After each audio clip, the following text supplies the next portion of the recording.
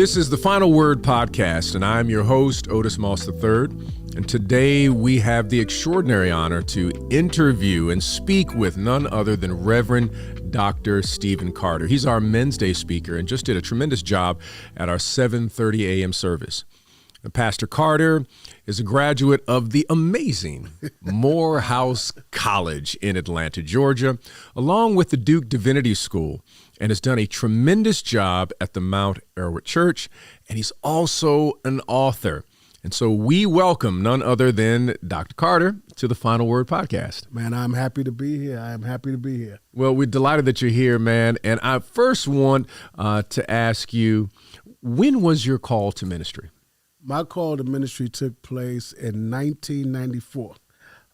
It was my freshman year in college. I was home for the Christmas break, and I'll never forget, if anyone knows anything about Brooklyn, I was at King Plaza movie theater, and prior to going to the movie theater, I walked into a bookstore, and on the back shelf, on the first shelf, I saw a book that said, God's Yes is Louder Than Your No. And then I William Myers. Mm-hmm. And I paid it no attention, and then I kept on walking to the back, and interestingly enough, the entire bookshelf was filled with God's Yes is Louder Than Your No. I bought the book, went to Bible study, and my pastor at the time was Dr. Elliott Cuff. He said, "We're happy to have Stephen home for a summer. We know that God's life is on his hand. God's life is on his hands. God's hand is on his life." And I was like, okay, interesting. Went to sleep that night and had a dream where there were two emblems, and I picked up one of them, and it said, "Go preach my word." And then I said, all right, God, if it's your will for me to preach, wake me up at a certain time. And mysteriously enough, I woke up at that exact time. And then my final dream was God was standing over me with his hand over my head that said, "Go preach my word." And when I went to church that Sunday, I shared it with my pastor, and he said that Stephen Carter has accepted his calling to preach, and I felt a huge load fall off of me, and that's when I knew that I was called to the ministry. Yep. Stephen, how long did it take you to be comfortable with your call? Become comfortable with my call. That's an interesting question because one can give a date, and then on the other hand, I can say the date has not yet arrived. So there are areas where I think you become comfortable, and then I think there are areas where you're still becoming comfortable. But as far as preaching, for whatever strange reason, I was always passionate about preaching. I always studied preaching. You know our dear brother, Jawanza Coven, Dr. Coven, he and I were college roommates. And all we did was just listen to preaching tapes and read about preaching. And tapes. Go listen to Explain to people tapes. For those who may not know, this was back when they had cassette tapes. And we would play it and rewind it, and sometimes listen to it so much until the tape would pop. Preachers like Dr. William Augustus Jones, Dr.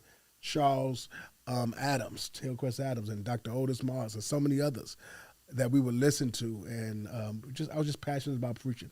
So I studied preaching, I listened to preaching, I read preaching, and anyone who knows you would tell you that I just always loved preaching. Who are the three preachers who influenced you the most in your development? Influenced me the most, hands down, number one, my father in the ministry, Dr. Elliott Cuff, because he helped me develop and taught me a lot of lessons, many of which I didn't like at the time, but they benefited me later on. He gave me the foundation that I needed. And then when I left seminary, I went and worked with Dr. Joe Samuel Ratliff at Brentwood, who blessed me tremendously and taught me many leadership practices and pastoral skills that opened up the door for so much. And then Dr. Ratliff introduced me to Dr. Ralph Douglas West, who impacted my life on so many levels, as far as how interacting with people, preaching, studying, teaching, and becoming more comfortable with myself. I'll never forget the book that y'all hear of, Resurrection from Rejection, Healing from 7 Areas of Rejection in My Life. In your life, it was Dr. West who inspired that book when he saw me going through some struggles with my adoption. And he said, Steve, you need to do something productive with your story, or else it's going to destroy you. He said you need to do a movie, write a book, do something, or else your story is going to continue to lead you down a destructive path. And I turned it into a book, not knowing that it would become what it has become. But that book probably would have never existed outside of Dr. West giving me some motivation to do something productive. So I would say that my top 3 mentors, hands down, would be Dr. Cuff, Dr. Ratliff, and Dr. West. Now, I'm glad you brought up your book because I've known you for quite some time. Yes. And I've watched the evolution of your ministry myself and Monica. Share with us your adoption story and coming to embrace the fullness of your story. Okay, all right. So I was adopted at birth, but I didn't know. So when I was born with a sickness, and I was born prematurely and had several surgeries at birth. And, doctors predicted that I would not live to reach 1 year old. And so people would come to see this handsome young baby. I think I was handsome. And they would realize that I was going to die, and they would say, well, we're not going to adopt him because it doesn't make sense. So no one would adopt me. So they put me on television as an unwanted child. And my adopted parents, or my parents, they saw me and they went to inquire about me. And so when they inquired about me, the doctor said, hey, listen, y'all need to inquire of another child because he's terminally ill, he's going to die, and by the time you get through the paperwork, he would have already passed and you got to start all over. By the time you adopt him, he's going to die, whatever, you need to start all over. Mm-hmm. So my father, who passed away last year, my father asked them, well, what happens when this young boy dies? And they said, well, he's buried in a place called Pottersfield. And my father said, well, what is Pottersfield? And they said, a place for unidentified bodies. And my father said, no, we're going to adopt him so that if he die, he'll die with the family. Mm-hmm. And the physician looked at my mother and said, well, Mrs. Carter, what you think? And she said, you heard my husband. And they adopted me, began the process, went home and prayed that night.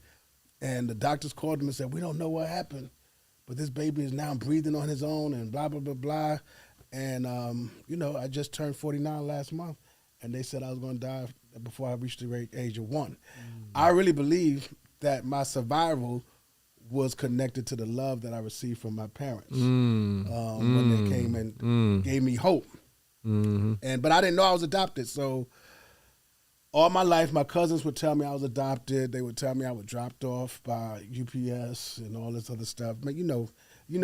You got cousins who are just mean, and you pray for them or pray against them sometimes. But you found out at a particular age. Yes. So I found out when, because my parents would always tell me, boy, you're not adopted. Don't listen to them. You're not adopted. Don't listen to them. And so one day I was 13 years old. My mother was telling me to take out the garbage. And it was at nighttime, and I said, all right, I didn't move. By the time I moved, my aunt said, boy, you should move every time they tell you to do something because they didn't have to adopt you. And I said, what is she talking about? Mama said, boy, take out that garbage. Don't pay any attention. And so I went to sleep that night confused because I'm like, now I understand my cousins saying it, but why would my aunt say it? You thought your cousins were just messing with you. Yeah, they're just teasing you. Yeah, messy. So I really, but when my aunt said it, it started playing with me. And so the next morning, when I woke up to go to school, they were sitting in the living room. My father said, come here, we want to talk to you. And he was like, well, what your aunt told you last night is true. Mm-hmm. You are adopted, but, we love you. Mm-hmm. And my father was like, are you all right? I was like, yeah, I'm all right. But really, I was not all right, because everything that I knew to be truthful had collapsed. In my life, my whole story was a lie. So at the age of 13 years old, I'm trying to figure out, well, what is truth? Why? Number one, why would my biological parent give me up, and then why would my adoptive parents lie to me? So I was mad at both my biological parents and my adoptive parents, and I shut everyone out. I shut everything out mentally, emotionally, And I started just going in bad directions in life. Because in my mind, I thought if I was sick enough for my biological parents to give me up, then I could be bad enough for my adopted parents to give me back. And so say a little more about that. I thought if there was a sickness that can cause my biological parents to give me up, then there must be a bad habit that can cause my adopted parents to give me back. So you wanted to act in such a way so that your parents would say, we don't want you to be our son. And so because I figured in my own mind, if my biological parents gave me up, then for sure my adopted parents must gonna give me up at some point. So you question their love. They can't love you. If my biological parents couldn't love me to keep me, in my mind, how could these are my adopted parents? Yes. So they got a time limit. I'm gonna do something. Right. So let me just hurry up the process. So I started selling drugs for 3 days, and I say 3 days because so you resurrected the third day. I said my father is crazy. He would kill me, and so I just knew. I said my father would kill me because my father would always say, "I'll kill you before the streets kill you," and there was something about that I just believed. I was like, you know what? So I stopped selling drugs, and they were like, well, you need to worry about so and so. I'm like, no, I'm worried about my dad. If he found out I'm selling drugs, I'm trying to be bad, but I still had that sense of limitation where I know I better not cross this line. I stopped interacting with family, and the biggest thing for me was to get away from the family, go away to college. So when I went to Atlanta to go to college, I disconnected. So you were running from your family to go to Morehouse. I was running. I wanted to be disconnected because in my mind, these people don't love me. They would have never lied to me. How could they love me? This is what I was thinking to myself. How could they love me and keep this truth away from me? How is it that everyone else knew it, but I didn't know it? And when I reflected, I would hear stories like, "Oh, Stephen, we remember when Mary and Jean first got you." And I'm like, "What you mean got me?" But all these things, I didn't, it didn't make sense because I didn't understand. So there was a little resentment, and for a long time, I mean, I loved my parents, but I was still like, I said, let me go at this alone because why would they lie to me? And then what else what are some more truths that you have not told me? And after I matured and got through everything, they later told me, we wanted to tell you so many times, but no matter how much we prepared, when the day came, we just could never say it. Excuse me. But that was the story, and there's so many other things that lead into that. But let me fast forward.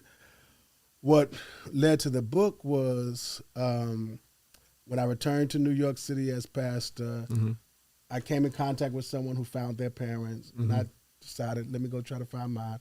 They helped me. Long story short, I located my biological parents. I didn't locate them, but the program that we used located them. Okay. Everything was set up. I was supposed to meet them, and I'll never forget. I mean, I made sure I was clean cut, everything, and I went to go meet them. And when I went to meet them, the lady came out and said, "Hey, I'm sorry to tell you, they decided they don't want to meet you." And that tore me down, and it took me back to the age 13. Because I was like, I set myself up for this rejection, and I was livid. I could not even tell you some of the words I was saying, but they were all words that, trust me, everyone in church is familiar with, right? And I was angry, I was upset, and I was mad at myself because I set myself up to get rejected by my own. But I set myself up, and Dr. West was in town one time preaching. And I was telling him the anger and the frustration. And that's when he said, you need to do something productive, or else you're going to continue to destroy your life and cut yourself short. And that's how this book came into existence. Now share with the audience the name of the book and where they can pick it up. The name of the book is called Resurrection from Rejection, Healing from 7 Areas of Rejection in Your Life. You can go to Amazon.com and you could just type that in or type my name in, and you can definitely get it there. Yep. Now, When was the moment when, with all of these moments of trauma, when was the moment that you were able to stand firmly in the soil of, I'm Stephen Carter and I'm good with it? Listen, that moment came when I took a different perspective. Mm-hmm. I remember I was mad at my biological parents. Mm-hmm. The moment where I began to stand up. And you're ministering during all this. Oh, yeah. I'm ministering. I'm preaching around the country. Were you mad with God? I was mad at God. Mm-hmm. I was mad at God. How could you let this happen to me? But remember, hurt people because hurt people don't know they're hurt. Sometimes they may look here. So a lot of things I was seeking was validation. So the degrees from Morehouse and the degree from Duke University, although they work in my favor, really were being pursued to prove to biological parents who I never met that although you abandoned me, I'm still somebody. So I was trying to prove to them, although I never met them, but I was trying to prove in my own mind, although I was not good enough for you to keep, I'm going to show you that I can still succeed in spite of you giving me up. Ask me where these feelings came from. I can't tell you, but that's what I was pursuing, trying to prove. I was trying, and this is the danger. I was trying to prove people wrong who I never met, instead of appreciate the love from the people who I saw every day. Wow. That's powerful, I was trying to, and so I was having all these different successes, and they were really for external applause instead of internal appreciation. And the moment I began to grow is while doing this book, and I began to get a different perspective. God showed me, you complaining about your biological parents who gave you up, but look at everything. No one would adopt you because you were sick. Your parents saw you. They came and got you, adopted you in spite of you being sick. How you know your biological parent, mother and father, couldn't handle, because I had six, from what I understood, I had six brothers and sisters. How you know they couldn't handle another sick child? And they said, Lord, place him in the hands of someone who can love him and take care of him. So I began to see my adoption as a prayer answer from my biological parents. Yes. Like, we can't do it, but Lord, put him in the hands of someone who can. Stephen, let me ask this. In preaching, there is a level of performative nature. There's a level of vulnerability, but many times preachers look as if they have extroverted skills, and they're introverted to a degree. And then at the same time, they look as if they have confidence, but they are struggling with insecurity. So from what I am hearing, how did your experience tap at the door of your insecurity? How did your experience also eventually cause you to wrestle with that, so that your preaching wouldn't be preaching out of insecurity, but would be preaching out of authenticity? So I'm glad you asked that question. Fred Craddock, in his book on preaching, says that preaching is really preaching through one's personality. So one's personality is a combination of everything that one has been through. So in the beginning, my preaching was out of insecurity because it brought me security. Let me say that again. Okay. It was out of insecurity because it brought me security. Pastor, how did it bring you security? Okay. So remember, you're talking about someone who felt abandoned by his biological parents, lied to by his adopted parents, joked on by his cousins. I forgot to add the part that my guidance counselor said I wasn't smart enough to go to college. So all these different rejections, right? When I started preaching is where I heard the amens and the claps and the standing and all this other stuff. And so psychologically, I said, oh my goodness, this is where I'm validated. Let me study this. Let me make sure I get good at this. Let me make sure I perfect this, because this is where I get the applause. This is where someone is telling me I'm valuable. I'm worthy. Yeah. So that's where I felt the validation. Because you remember being rejected, you feel, unwanted. You feel so many things. But this was the place that got me like, oh, okay. So I started out preaching through that. And I'll never forget one time I was preaching and this man said to me, man, you are really a gifted preacher.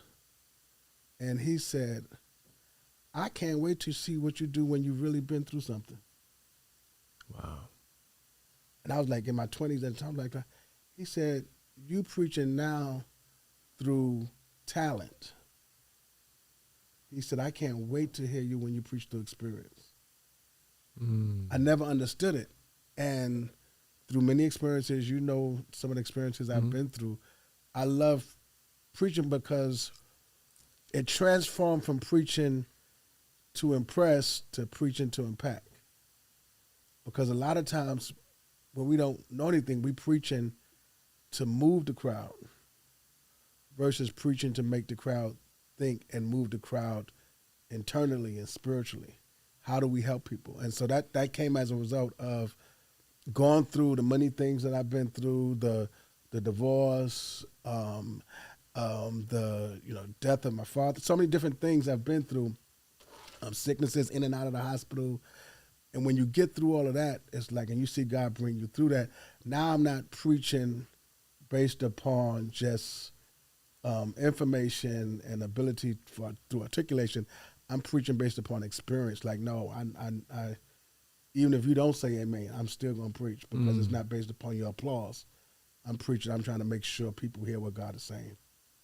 If there was one message, your final message, this would be the last time that you would ever preach, what would it be? What would it be about? What would the theme be? What would the title be? What would the scripture be? Any of those things. That's just, what would that one thing be? Interestingly enough, if I had to leave a final message and the whole world could hear it, it would be, God loves you in spite of. Because that's what God showed me. In spite of how you reacted to your life, I still love you.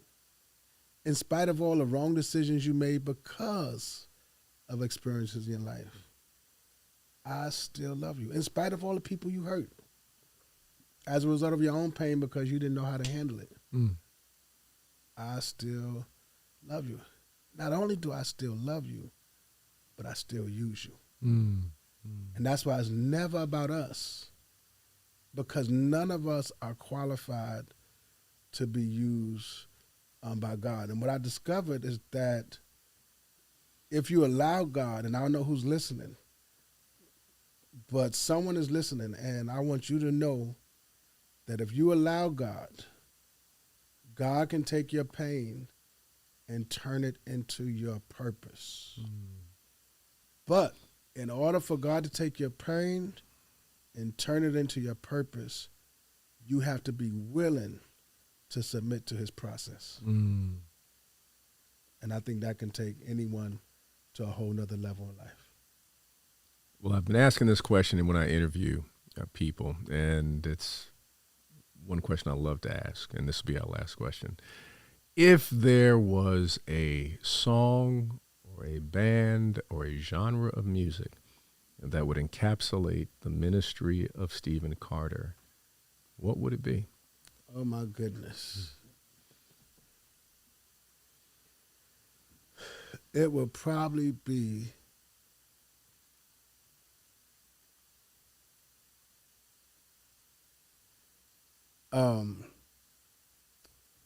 I would say, interestingly enough, I'm gonna say it I'm gonna say it for me.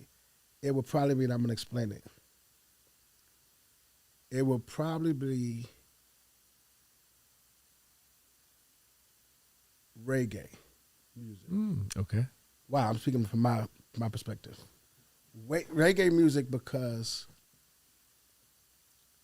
9 out of 10 times I don't understand a word I'm listening to,